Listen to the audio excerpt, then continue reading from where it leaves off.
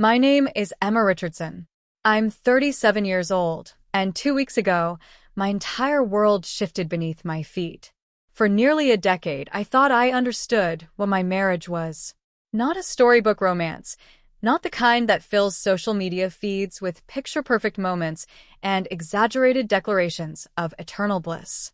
Just real, solid, comfortable in a way that felt earned through years of choosing one another daily. Perhaps that's where things started to unravel. I confused comfort with security, routine with connection. David and I had been partners for 9 years, married for 7 of those. Our story began like so many others, at a professional conference in Denver, both escaping between presentations to grab mediocre coffee. One conversation led to phone calls. Phone calls became 6 months of bridging the distance between our cities. He relocated to be closer to me. 12 months later, an engagement. Another year passed before our wedding day. Everything followed the expected path. The timeline everyone assumes means success. We stopped getting questions once enough years accumulated. 3 years ago, we purchased a house together. 2 vehicles parked side by side, separate spaces for our belongings, joint grocery lists, abstract conversations about children that always ended with someday, when life calms down. It seemed logical at the time. David worked in corporate communications while I managed projects. Both careers demanded everything from us. We convinced ourselves we were building a future together, even when most days felt like running parallel races under the same roof. The initial warning signs weren't explosive. He simply started drifting away. His arrival times grew later. Not dramatically, just enough that dinner would cool before he joined me. He'd take calls sitting in his car before entering the house. Once inside, he'd head straight to his office with the door partially shut, voice lowered. When I'd ask about his day, I received summaries instead of stories. Busy. Long, same as always. I rationalized his distance. His company was restructuring, people were losing their positions, anyone would feel stressed. So, I adjusted my approach. I took on more household responsibilities, prepared meals more frequently, gave him the space he seemed to need. I didn't question, didn't accuse. I tried being the supportive partner I believed a strong marriage required. But the gap between us continued expanding anyway. Date nights vanished. Our conversations became purely logistical. We became housemates who happened to share a bed, avoiding each other's gaze while performing our nightly routines. Then, approximately 3 months ago, he started mentioning her. Not constantly, but enough to notice. My ex used to enjoy that place. My ex was talented at fixing these things. My ex drove the same model. At first, I stayed silent. I didn't want to appear insecure. But something felt wrong. Little did I know, these casual mentions were just the beginning. What I discovered next would shatter everything I thought I knew about my marriage. He'd barely discussed her throughout all the years I'd known him. I only knew the basics. They dated for 4 years before she accepted a job opportunity across the country. He didn't want to relocate. That was supposedly the end of their story. Or so I had believed. 2 months ago, his schedule shifted again. More evening commitments, more work gatherings, happy hours stretching into weekends, brunch meetings. He always returned home eventually, always armed with reasonable explanations. But something inside me had started paying closer attention, noticing patterns I'd previously dismissed. The morning I saw the message wasn't planned. He'd forgotten his phone on the kitchen counter while showering. It buzzed once. The preview showed just enough. Last night was incredible. Can't wait to see you again. The contact was saved as simple initials. My stomach dropped so violently I had to sit down immediately. I didn't unlock his phone. I didn't scroll through messages. I didn't need to investigate further. When he came downstairs, I was preparing coffee as if nothing unusual had occurred. He grabbed his phone, glanced at the screen, and smiled, a smile that communicated everything I needed to understand. Who was that? I asked casually. The message just now. Oh, he responded too quickly. Just someone from work. Project-related. He was lying. I didn't confront him immediately. Not yet. Over the following weeks, I noticed everything. The new password lock on his phone that hadn't existed before. The extra attention to his appearance, better clothes, new cologne, more time spent checking his reflection. The way his ex's name kept appearing in our conversations like an echo he couldn't silence. 3 weeks ago, I finally initiated a serious conversation. I told him I felt like we were growing apart, asked if something was troubling him. He dismissed my concerns entirely. He claimed I was imagining things, being paranoid, possibly projecting my own issues. Then last Wednesday arrived. He was already seated at the kitchen table when I returned home. A glass of wine sat in front of him. Clearly not his first. "We need to talk," he announced. By the conclusion of that conversation, he looked directly at me and said the sentence that cracked everything wide open. "I left a better woman for you." Maybe that was my mistake. The room fell silent. I stared at him, processing what he'd just admitted. Then I spoke softly. "Then go fix your mistake." And I walked out. I had no destination when I left the house that night. I drove for nearly 40 minutes without music, hands gripping the steering wheel, replaying his words repeatedly as my mind tried finding a version where they caused less pain. Walking out was just the beginning of my journey. What happened over the next few hours would change everything. The decisions I made that night set everything in motion. There's a specific version of devastation that hits when someone you've built a life with tells you they settled for you. It doesn't arrive with dramatic tears or desperate pleas. It lands quiet and certain, like a truth you've known but refused to acknowledge until someone finally speaks it aloud. I ended up at a highway rest stop miles from home. Just me, the car, and the harsh fluorescent lighting illuminating empty parking spaces. I sat there for over an hour, engine off, staring at absolutely nothing while my phone buzzed repeatedly with incoming texts. I didn't check them. I already knew what they'd say. Apologies that weren't really apologies. Explanations that wouldn't actually explain anything. Maybe some version of "I didn't mean it that way," or "you're overreacting," or "can we just talk about this?" But here's what I understood sitting in that rest stop. David didn't accidentally say those words. They'd been living inside him for months, maybe years, waiting for the right moment to escape. And the fact that they emerged during an argument didn't make them less true. It made them more honest than anything he'd said to me in recent memory. I made 3 decisions that night. First decision: I wasn't going back to that house. Not to sleep, not to negotiate, not to hear his revised version of events once he'd sobered up and realized what he'd confessed. Second decision: I wasn't going to fight for someone who just admitted he'd settled for me. No couples counseling, no tearful discussions about working through difficulties, no attempts at salvaging something he'd just acknowledged was a compromise from the start. Third decision: I was finished being anyone's backup plan, safety net, or comfortable alternative to what they actually wanted. Around midnight, I drove to my best friend Rachel's apartment. She opened the door in pajamas, took one look at my face, and pulled me inside without a single question. I told her everything. She listened completely, then asked one simple question: "What do you need?" "A place to stay tonight," I answered. "And the name of a good lawyer." The following morning, I called in sick to work. Then I started making lists. What I needed from the house, what could wait, what I'd leave behind permanently. By noon, I'd contacted a divorce attorney Rachel recommended. By 2 p.m., I had a consultation scheduled. By evening, I'd opened a separate bank account and transferred half our joint savings. That might sound calculated, perhaps cold, but I'd learned something crucial during those hours in the rest stop parking lot. Respect yourself enough to believe people when they show you who they are. David had shown me, and I was finally ready to see it clearly. The next morning, while David was at work, I returned to the house with Rachel and her husband. What I did next shocked everyone who knew me. The way I dismantled our shared life in just a few hours left no room for second-guessing. If you're enjoying this so far, don't forget to like and subscribe and hit the bell icon. We moved efficiently and deliberately. Every item I removed from that house was something I'd purchased myself or received as a personal gift. I wasn't interested in fighting over material possessions, but I also wasn't leaving empty-handed after 7 years of marriage. Clothes, books, my grandmother's quilt, the coffee maker I'd bought 3 years ago, my laptop, personal documents, photographs from before David entered my life. We filled Rachel's SUV twice. The whole process took roughly 4 hours. I left behind the furniture we'd selected together, the wedding gifts, the kitchen appliances we'd registered for. Material things that suddenly felt like they belonged to a different version of my life.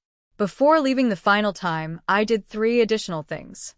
First, I changed the locks on the doors, technically my legal right since my name was also on the deed.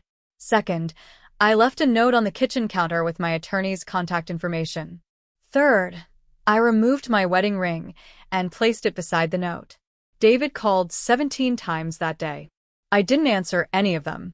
He sent dozens of text messages. I read each one, then archived them for my lawyer. They progressed predictably. Confusion, then anger, then panic, then bargaining, then blame. Where are you? We need to talk about this. You can't just leave without discussing things. This is crazy. I didn't mean what I said. I was drunk. I deserve an explanation. That last one almost made me laugh. He deserved an explanation. As if what he'd told me hadn't been explanation enough. I stayed with Rachel for 3 days. On day 4, I signed a lease for a 1-bedroom apartment across town. It was smaller than what I was accustomed to, more expensive than I'd prefer to pay, but it was mine.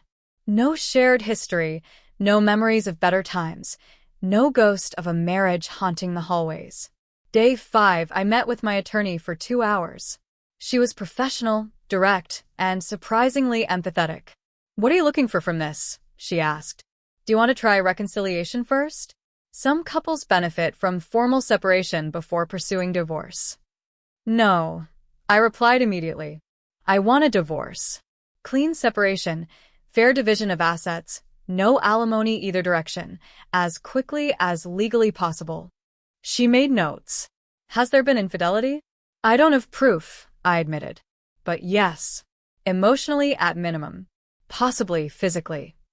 Do you want to pursue that angle? It could affect the settlement. I considered this carefully. No. I just want out. Fighting over who did what wrong won't change the outcome. We're finished. I'd prefer to keep it straightforward. She nodded with what looked like respect. I'll prepare the initial separation paperwork. He'll have 30 days to respond once served. That afternoon, she filed the documents. 2 days later, a process server delivered them to David at his office. You won't believe how David reacted when he got served. His response was both predictable and shocking at the same time. The real drama was just beginning. According to the process server, David's face drained of color when he opened the envelope. He reportedly asked if there was some mistake, if maybe the papers were meant for someone else. The server confirmed they were definitely for him, then left while David stood frozen in his office doorway. The calls started within the hour. I'd already warned my attorney this would happen, so I let every call go to voicemail, saved every message. They ranged from desperate to angry to manipulative. Please, Emma, don't do this. We can fix this. I'll do anything. You're being irrational. You're going to regret this. I was having a bad day. I didn't mean any of it. Think about everything we've built together. You owe me a conversation at least. I owed him nothing. That realization was strangely liberating. By day 3, his approach shifted. He started contacting mutual friends, constructing his own narrative. He told people I'd abandoned him, that I destroyed our marriage without warning, that he'd been blindsided by my departure. I heard about it through carefully worded check-ins from friends that felt more like investigations. Are you okay? What really happened? David says you just left out of nowhere. I told them the truth, calmly and briefly. He reconnected with his ex, told me marrying me was a mistake, so I left. That usually concluded the conversation. Some friends believed him anyway. I let that go. The people who mattered would understand eventually. 1 week after service, my attorney called. He wants to contest the separation, she informed me. He's requesting couples counseling, asking for another chance. No. I responded without hesitation. She paused. Are you certain? Completely. File for divorce. Irreconcilable differences, equitable division of assets, no alimony, clean break. She filed the next business day. David's reaction intensified after that. He attempted to control the narrative online, posting vague messages about betrayal and loyalty, about being abandoned during his lowest point. I didn't engage. When friends inquired, I repeated the same statement. I wasn't his first choice. I removed myself from the competition. For weeks in, he finally signed the acknowledgement. Mediation proved surprisingly uneventful. He agreed to buy out my portion of the house equity. I retained my vehicle, my personal belongings, half the savings. No dramatic courtroom scenes, no screaming matches, just the quiet dissolution of something he'd assumed would always exist. During this period, I learned through mutual acquaintances that things with his ex hadn't progressed as he'd hoped. Apparently, she wasn't interested in anything serious. She'd recently finalized her own divorce, was enjoying freedom, reconnecting with various old flames. David was merely one among several. The irony didn't amuse me. It simply confirmed what I already understood. I'd never been the problem. The divorce process revealed even more shocking truths about David and his ex. What I discovered about their relationship explained everything.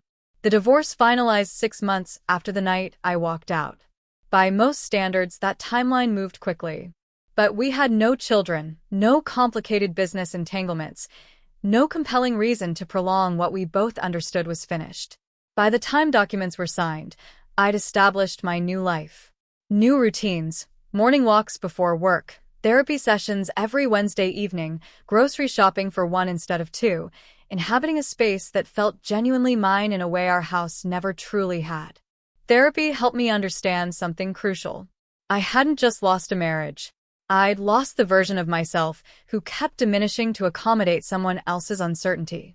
That version of Emma who apologized for having needs, who accepted less than she deserved, who convinced herself that staying was somehow nobler than leaving. I didn't miss her. Approximately 2 months after finalization, I heard through social connections what had transpired with David and his ex.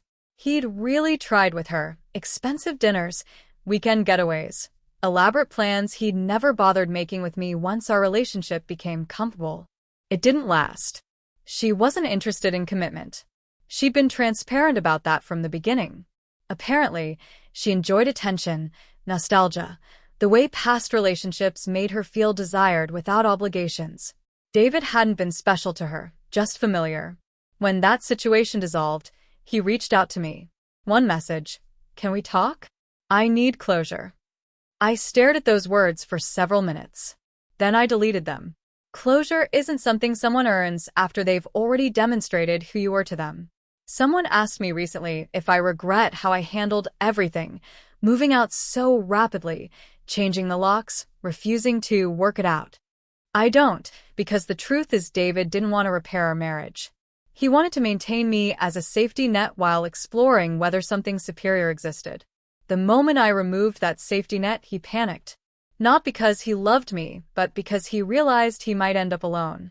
I spent 9 years with someone who quietly compared me to a past he never released, who measured our marriage against an idealized version of someone who never had to navigate actual life alongside him. I refused to be anyone's second choice. Refused to compete with a memory. Refused to wait while someone determines whether I'm sufficient. I'm 37 years old. I'd rather exist alone than serve as someone's backup plan. But the story doesn't end there. What happened next changed my perspective on everything.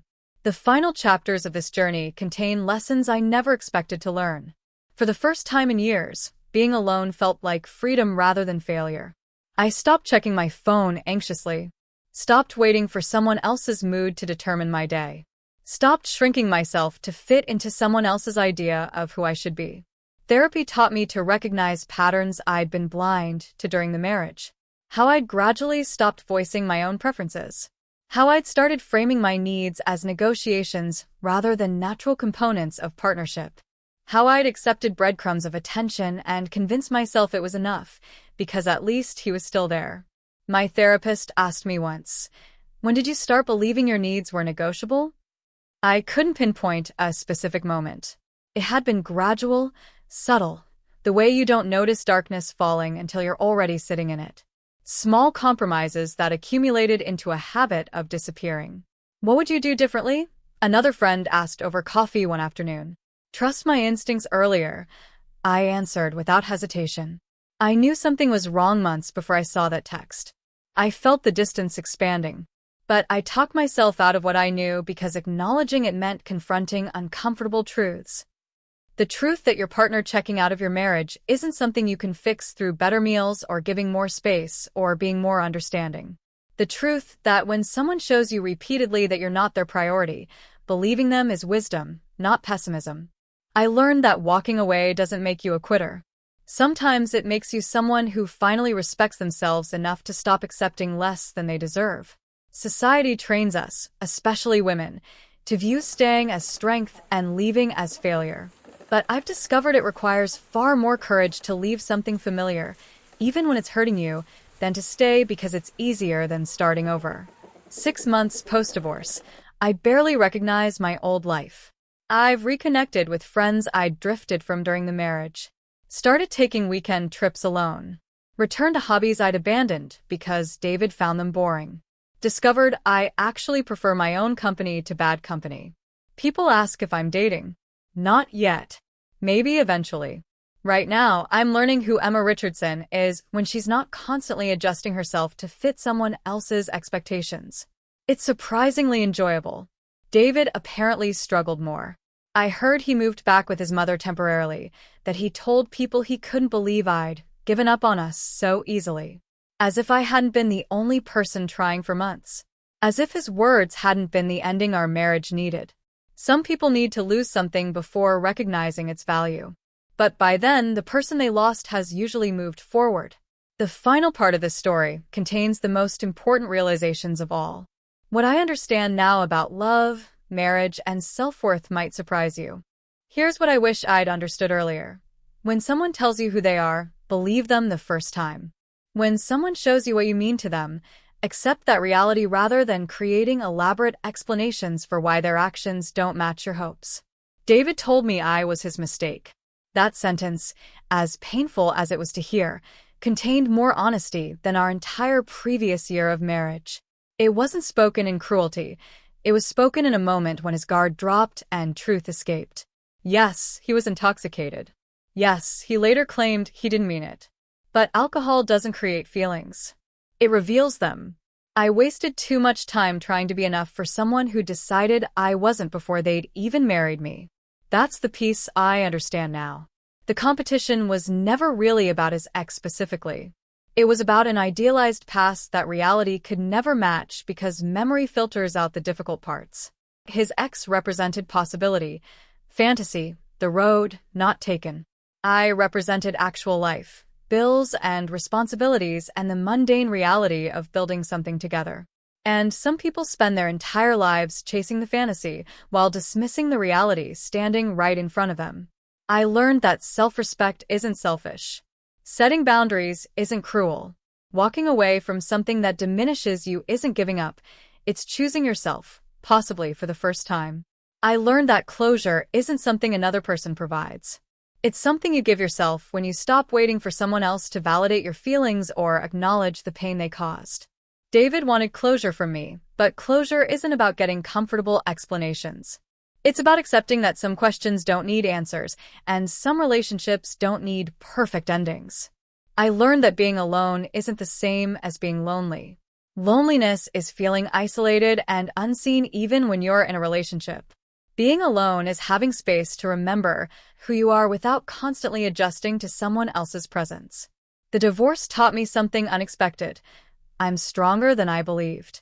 Walking out that night, rebuilding my life from pieces, sitting with discomfort instead of rushing back to familiar pain, that required a type of courage I didn't know I possessed. Would I change anything about the past 9 years? That's complicated. I don't regret the marriage entirely because it taught me what I refuse to accept going forward. It showed me patterns I need to avoid, warning signs I won't dismiss next time, standards I won't compromise on again. I'm 37 years old, divorced, starting over. And for the first time in years, that doesn't feel like failure. It feels like survival, like choosing dignity over comfort. Like finally understanding that being someone's second choice isn't a position worth fighting for. I'd rather build a life alone than share one with someone who's constantly looking backward, wondering if they made the right decision. But wait, there's one more crucial part to this story. Almost a year has passed since that night in the kitchen when everything changed. A year of rebuilding, rediscovering, and reimagining what my life could look like. I won't pretend it's been easy. Some mornings I still wake up reaching for someone who isn't there. Some evenings I cook dinner and accidentally make portions for two. Habits formed over 9 years don't disappear overnight, but they fade. Gradually, the muscle memory of being partnered gets replaced with the freedom of being self-directed. The most surprising part? I'm genuinely happy. Not the performance of happiness I maintained during the final years of my marriage, not the "I'm fine" I tell friends while quietly unraveling inside.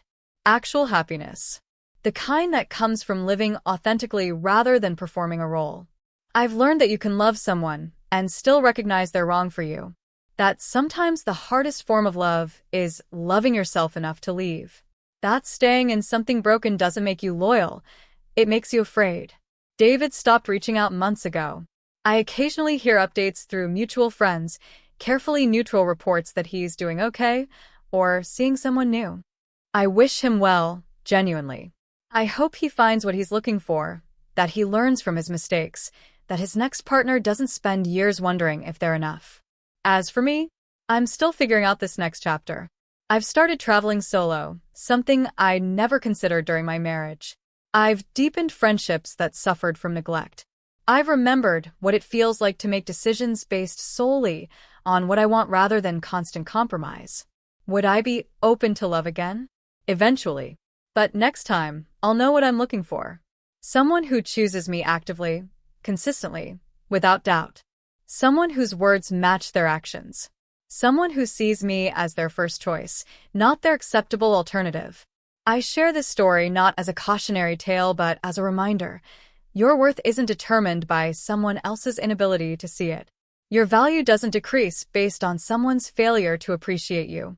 And sometimes the most loving thing you can do for yourself is walk away from someone who treats you like an option. If you enjoyed my story, drop a comment and let me know where you're listening from and what time it is for you right now. I'd love to know who's part of our community.